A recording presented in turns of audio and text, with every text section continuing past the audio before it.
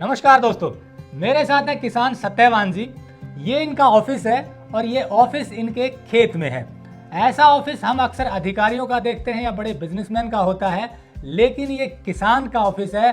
और मैं अक्सर बहुत से किसानों से मिलता हूँ, मुझे ऐसे बहुत कम किसान मिले हैं जो खेती में बहुत अच्छा मुनाफा कमा रहे हैं। ज़्यादातर किसानों को खेती में घाटा ही होता है। इसीलिए आज हम आपको सत्यवान जी इसकी पूरी बात सुनवाएंगे। और मैं आपको बता दूं, सत्यवान जी लाखों नहीं यदि करोड़ों की बात करें तो वो भी गलत नहीं है। ये 40 एकड़ से ज़्यादा में खेती करते हैं और 5 एकड़ में प्योरली ऑर्गेनिक खेती है और बाकी में गुड प्रैक्टिस फार्मिंग करते हैं। और खेत में इन्होंने गाय रखी है। पूरे किसान के पास जितने संसाधन हैं सारी चीज़ें इनके पास हैं और खुद अपनी देखरेख में पूरी खेती करते हैं। ये दिल्ली में दरियापुर गांव के रहने वाले हैं। इनकी पूरी बात आप जरूर सुनिएगा, क्योंकि ये एक ऐसे किसान हैं जो बहुत सूझबूझ से और साइंटिफिक तरीके से खेती करते हैं, चाहे वो ऑर्गेनिक हो या गुड प्रैक्टिस फार्मिंग। तो चलिए शुरू करते हैं। टेक्निकल फार्मिंग चैनल को सब्सक्राइब करें और बेल आइकन भी दबाएं ताकि आगे आने वाले वीडियो की नोटिफिकेशन आपको मिलती रहे। सत्यवान जी नमस्कार। नमस्कार जी। सत्यवान जी, आप जैसे आपने बताया कि 40 एकड़ से ज़्यादा खेती करते हैं, तो इसमें पहले तो दर्शकों को बताइए कि कौन कौन सी फसलें लगाते हैं, फिर आपसे बात करेंगे कि वो फसलें किस तरह से लगाते हैं जिसमें आपका खर्चा कम होता है। जी बताइए। 1.5-2 एकड़ में तो हमारी नर्सरी का काम है। एक महीने में नर्सरी ही पैसे दे सकती है और फसल नहीं दे सकती। नर्सरी से हमारे को अच्छी इनकम है, हमारे बहुत ज़्यादा ग्राहक हैं। एक तो ये, दूसरा हम प्याज और गन्ना दोनों चीज़ करते हैं। जिसमें प्याज लगा दिया उसी में हमारा साथ में गन्ना होता है और दोनों का हमने जो है इसमें बहुत बढ़िया है। गन्ना हमने प्याज लगाया था 30 रुपये किलो, हमने फार्म पे बेचा और उसी में अब हमारा गन्ना आपने देखा तैयार है, बिल्कुल बहुत बढ़िया गन्ना है। और उसी के साथ हम जैसे सब्जियों का काम है हमारा, और इसके साथ में जैसे हमने जो धान लगा रखे हैं, ऑर्गेनिक धान मेरा सारा अपने खेत पे बिकेगा, चावल निकाल के हम यहीं बेच देंगे। और जो हम प्रैक्टिस जो आपने बताई जो दूसरी भी कर रहे हैं, वो भी धान हमारा बहुत अच्छा है और उस धान को भी सीधा सेलर वाले को हम कोशिश करते हैं बेचने, क्योंकि उस धान में जो है लेंथ, उसकी चमक, उसकी शाइनिंग एक अलग से होती है, तो हमारे को उसका रेट भी अच्छा मिलता है।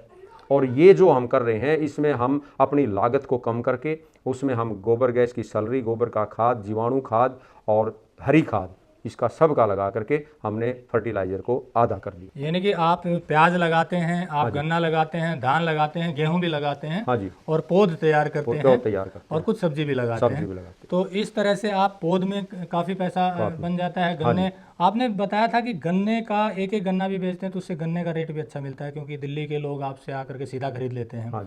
और वैसे भी आप जो गन्ना बेचते हैं वो औरों से महंगा बिकता है। तो ये कैसे? किसान जो गन्ना करता है, किसान अगर गन्ने को मिल में बेचता है तो लाख से 1.25 लाख रुपए का है। उसी गन्ने को अगर हम जूस में या जूस वाले को बेचते हैं तो 600 रुपये क्विंटल हमारे यहाँ खेत से ही लेके जाते हैं। ना ट्रांसपोर्ट का खर्चा होता है उसमें, ना और कोई, और वो आहिस्ता आहिस्ता बिकता है। तो उसका अगोड़ा मेरी गाय के काम आ जाता है और इकट्ठा अगर हम गन्ने को काटते हैं तो वो सूख जाता है, तो उसकी कोई बिक्री नहीं होती। तो वो भी एक मेरा प्लस पॉइंट है, क्योंकि गाय का भी पेट उसी से भरता है। और जो गन्ना मेरा हल्का होता है, थोड़ा छोटा है या किसी में दिक्कत है, तो उसका मैं अपने कोल्हू लगा रखा है, उसी से मैं रस निकाल के उसी गन्ने से मैं अपना जीवामृत और गाय का दलिया में डाल देता हूँ, जिससे कि मेरा वो काम भी हो जाता है। और आपने बताया कि प्याज भी आपका काफ़ी अच्छा बिका, तो अगर प्याज का थोड़ा गणित बताएंगे कि कितने एकड़ में कितना क्विंटल हुआ और कैसे बेचा आपने? हाँ, प्याज हमारा लगभग 300 मन समझो, 120 क्विंटल हमारा प्याज हुआ और 30 रुपये किलो मैंने अपने खेत पे ही बेचा। तो इस तरह से 3,60,000 रुपये का भी प्याज हमारे खेत में बिका।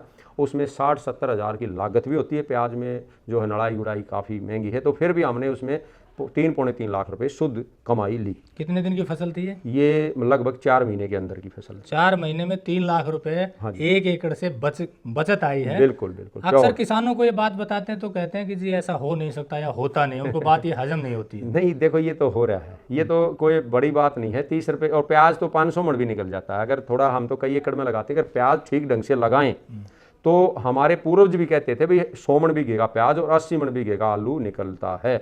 ये तो पुरानी बातें हैं, आज तो फिर भी साइंस काफ़ी तरक्की है और भी है।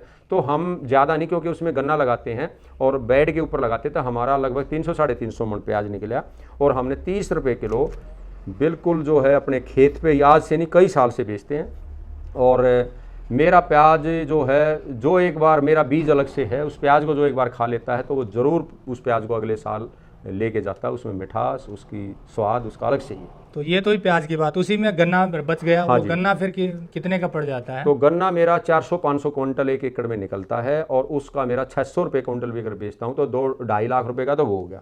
उसी गन्ने को अगर हम पीस में बेचते हैं, 20 रुपये का एक गन्ना हमारे यहाँ बिकता है, और उसी गन्ने को अगर जूस में निकाल देते हैं तो जूस में अगर कोई गन्ने को निकाल देते 7 से 8 लाख रुपए का एक एकड़ बैठता है। उसी गन्ने से अगर कोई सिरका, जैसे मैंने सिरका बना रखा है, सिरका बना के बेचे तो 100 रुपये लीटर मेरा सिरका मेरे खेत पे बिकता है। और मैंने 5 ड्रम सिरका बनाया था अपने कोल्हू से निकाल कर, उसका थोड़ा है एक बार ट्रेनिंग में करके आया था, तो अब मेरा सिरका बहुत ही अच्छा। और जो छोटा प्याज होता है जो यहाँ नहीं बिक पाता या आधे दाम में बिकता है, उस प्याज को और उस सिरके को मैंने अपनी मार्केट ढूंढी। अब 5 स्टार होटल जो बड़े बड़े दिल्ली के होटल हैं, वहाँ दोनों चीज़ों को क्योंकि मेरे को पता लगा कि वहाँ उस प्याज को सिरके में डालकर वो सलाद के रूप में देते हैं, तो उन्होंने उस प्याज को पूरे रेट में खरीदा और मेरा सिरका भी खरीदा। इस तरह से किसान अच्छे पैसे कमा सकता है, मार्केट की चाल को समझना पड़ेगा। तो यानी कि एक एकड़ से इस तरह से आपकी 5 लाख से 7-8 लाख रुपए तक की आमदनी हो जाती है। और इसी को अगर मैं पौध की बात करूं तो ये जो पौध एक महीने में आप तैयार करते हैं वो क्या गणित रहता है? नर्सरी, जैसे प्याज की नर्सरी है मेरी, प्याज की नर्सरी हम 40 बेड निकालते हैं एक एकड़ में। थोड़ा 1-2 बेड कम बत्ती हो जाता है। एक तरफ किला जो है एकड़ 220 फीट का होता है, एक तरफ जो है 198 फीट का होता है, तो 40 से 48 बेड बनते हैं। और एक बेड पे मैं 303 पाव मतलब जो है 750 ग्राम बीज लगाता हूँ। तो वही मेरा बेड है, लगभग उसमें 1700-1800 का बीज लगता है, और वो बेड मेरा 10,000 रुपये में बिक जाता है। और हम किसान का 1 साल भी बचा देते हैं, क्योंकि हम पहले बीज को अपने खेत पे लगा के तब हम संतुष्ट होते हैं, तभी किसान को बताते हैं भाई इसकी गुणवत्ता, इसकी रुकने की क्षमता, इसकी साइनिंग, इसकी मार्केटिंग, इसकी रोग प्रतिरोधक क्षमता ये खरा है, तब हम आगे देते हैं। और जिसको हमने नर्सरी दे दी उसको लास्ट तक हम गाइड करते रहते हैं, अब इसमें ये डालना, अब इसमें ये बीमारी है। तो इस तरह से जो है हमारे ग्राहक काफ़ी बन चुके हैं। और किचन गार्डन वाले जो हमारे पास आते हैं वो तोल के ले जाते हैं। हम जो अपनी देसी जो प्याज उसकी 200 रुपये किलो नर्सरी बेचते हैं, और वो हमारे से काफ़ी नर्सरी जो है अपने प्लाट में अपनी छत पे लगाते हैं, तो वो भी हमारे काफ़ी ग्राहक हैं। तो यानी कि 10,000 रुपए का एक बेड हो गया। आपने बेड कितने बताया एक एकड़ में? 46 बेड। 46 बेड हो गए तो 4.5 लाख के करीब हुआ। खर्चा कितना आ जाता है? खर्चा उसमें 1.25 लाख रुपए का समझ। 1.25 लाख रुपए खर्चा, यानी कि आपका 1.5 महीने में 3 लाख से ऊपर की बचत वो हो जाती है आराम से जी। उसके बाद की फसल और अलग रहेगी। उसमें अलग है तो 1.5 महीने की है सारी। अब जैसे धान की नर्सरी लो, मेरी 3 एकड़ में धान की नर्सरी थी, मैंने 2,000 रुपये और 1,800 रुपये किले के हिसाब से नर्सरी बेची। 3 किलो बीज में 1 किलो मेरे 1 एकड़ की नर्सरी तैयार होगी, 3 से 4 किलो में। तो 4 किलो बीज कितना? 300 रुपये का है, और वही 1 महीने में हमारी जो 1,800 रुपये, तो 15। इस तरह से किसान जो है अच्छे पैसे भी कमा सकता है, इज्जत भी कमा सकता है। मेरी यहाँ आसपास जो है किसी से आप नाम लोगे तो बता देगा, वो प्याज वाला, वो गन्ने वाला, कोई किसी नाम से आप बच्चे भी बता देंगे, वो प्याज वाला सत्यवान या जो किसी भी नाम से। मतलब वो आपकी एक रेपुटेशन बन जाती है कि भाई बहुत अच्छी नर्सरी होगी प्याज की, आपको वहाँ मिलेगी। हाँ जी, हाँ जी। दोस्तों, जो सत्यवान जी ने कहा कि प्याज की नर्सरी से 1.5 महीने में 3 लाख से ऊपर इन्होंने कमाई, ये सत्य है। क्योंकि जब ये नर्सरी तैयार हो रही थी तब हमने एक वीडियो बनाया था, और मैंने जब शूटिंग की उसी वक्त इनकी कई हज़ार रुपए की प्याज 2 घंटे के अंदर बिक गई थी। वहाँ हमने ये शूट भी किया था। तो इनका जो कहना है कि 1.5 महीने में प्याज की नर्सरी से 3.5 लाख से ऊपर कमाए, वो सत्य है। परंतु इसमें एक कंडीशन है, इनको कई साल का प्याज की नर्सरी का अनुभव है। एक बहुत सुंदर बात और कही कि ट्रेनिंग और प्रैक्टिस अनुभव जितना ज़्यादा होगा, आपको उतनी ज़्यादा बाद में रिजल्ट अच्छा मिलेगा। उसको एक कहावत में भी कहते हैं। क्या कहावत, आप जरा बताइए। मैं कहता हूँ ट्रेनिंग में जितना पसीना बहाओगे तो युद्ध में खून कम बहाना पड़ेगा। तो आप ट्रेनिंग में जाएं तो ध्यान वही रखें, इधर उधर की फालतू बातों में ना रहें। और क्योंकि गूढ़ से गूढ़ तथ्य, चाहे गुरु हो, खलीफा हो, साइंटिस्ट हो, नहीं छुपाते, कोई अधिकारी तो मिले। यानी कि आपने किसी भी चीज़ को शुरू करने से पहले उसका ट्रेनिंग लेते हैं पूरी। ये बहुत अच्छी बात कही। पूसा के साइंटिस्ट के संपर्क में रहते हैं, और यहाँ इनके खेत में पूसा की तरफ से, IRI पूसा दिल्ली की तरफ से कुछ धान की नर्सरी भी लगाई गई हैं एक्सपेरिमेंट के लिए, रिसर्च के लिए, और नई नई चीज़ें उनसे सीखते रहते हैं। और सबसे बड़ी बात, खुद खेत में रहकर मेहनत करते हैं, और फसलों का चक्कर जो रोटेशन है वो बदलते रहते हैं। और साथ में जो सबसे इम्पॉर्टेंट बात है, गाय हैं और गोबर गैस प्लांट है और गोबर की स्लरी है, और जीवाणु जो खाद है वो उनका भी प्रयोग करते हैं। उनसे कितना फ़र्क पड़ता है ये भी जान लेते हैं जी। इसका गाय का और गोबर का और स्लरी का क्या आपके खेती में रोल है? इसके गो तो आधार है, ज़मीन हम कहते हैं ना, गो आधार खेती। तो गाय इस खेती का आधार है। गाय के गोबर से, गोमूत्र से, उसी क्या जो है हम खेतों में चलाते हैं। गोबर गैस की सलरी है, उसमें से मीथेन जो गैस वो निकल जाती है। और जो सलरी में एक पॉइंट और है, जैसे हम कच्चा गोबर अगर उसमें डालते हैं खेत में तो उसमें खरपतवार बहुत ज़्यादा उगती है, क्योंकि गाय के पेट में जो उसने खरपतवार खाई वो सीधी गोबर में निकल आती है। और गोबर गैस में वो गोबर डालने से वो बीज दग्ध हो जाते हैं, उसकी जामने की शक्ति नष्ट हो जाती है। उसमें humic acid, folic acid, amino acid, कई प्रकार के तो एसिड हैं जिनका हमने भी नहीं पता है, जो पौधे को मतलब बढ़ाने के लिए सहायक हैं। जिस खेत में हमने स्लरी चला दी उसका रंग, उसकी चमक, उसकी शाइनिंग अलग से ही होगी। तो इसका मतलब है कि आप खेत में खाद का, स्लरी का और जीवामृत, घन जीवामृत का और जीवाणु खाद का भी जीवाणु खाद का। और जैसे अब हमने धान में जो है नील हरी शैवाल का उपयोग किया था, इसका भी हमारे को काफ़ी लाभ मिलता, कई साल से हम करते हैं। और हरी खाद ढैचे के रूप में या मूंग के रूप में, इस तरह से आपको एक पॉइंट बताऊं, किसान क्या करता है, आज प्याज महंगा है तो प्लानिंग नहीं करता, बस प्याज की नर्सरी लेने भाग लेता है। पहले प्लानिंग करें भाई, कहाँ से बीज आएगा, कौन सा बीज आएगा, और फिर उसकी कहाँ नर्सरी डालनी है, किस तरह से नर्सरी डालनी है। मैं बार बार कहता हूँ 50% खेती नर्सरी में हो जाती है। आपकी नर्सरी स्वस्थ है, ठीक है, तो आगे आधा काम रह जाता है। तो पहले बीज अच्छी क्वालिटी का लें, फिर नर्सरी अच्छे से बनाएं, तब आगे कोई काम होगा। एक बात सत्यवान जी, आप दिल्ली में हैं, हाँ जी। आपको एक एडिशनल बेनिफिट है, ज़मीन भी ज़्यादा है, तो बाकी किसान कह सकते हैं कि जी इनको तो सुविधा हो जाती है, हमारा बिकता नहीं है। तो जो दूर दराज के किसान हैं वो कैसे बेचें, क्योंकि आपने कहा जब तक बेचेगा नहीं या बेचना नहीं सीखेगा किसान तो लाभ नहीं हो सकता, क्योंकि बिचौलिए ज़्यादा मार्जिन ले जाते हैं, तो वो कैसे करें? हम जैसे हमारे पास मार्केट है, लेकिन हमारे पास कोई सब्सिडी नहीं है, दिल्ली में कोई सब्सिडी नहीं किसी किस्म की, और हमारे पास जो है लेबर भी महंगी है, तो हमारे खर्चे में ज़्यादा हैं।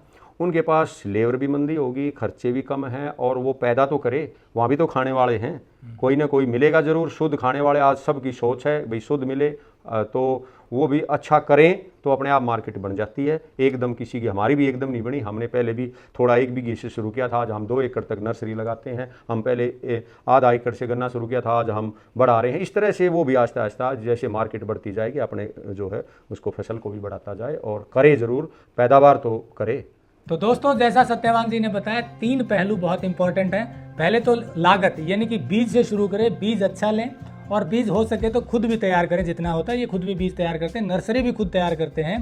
धीरे धीरे सीखा इन्होंने थोड़े से, तो बाकी किसान भी अपनी नर्सरी तैयार करना सीख सकते हैं, बीज अपना बना सकते हैं। और उसके बाद सबसे इम्पॉर्टेंट, आप अपने खेत में पशु ज़रूर रखें। इनके पास 15-20 गाय हैं देसी इसी खेत में, उसी गाय के गोबर के ये बायोगैस प्लांट में डालते हैं, जो स्लरी निकलती है उसको पूरे खेतों में यूज़ करते हैं, और उसका असर बड़ा ज़बरदस्त हुआ है।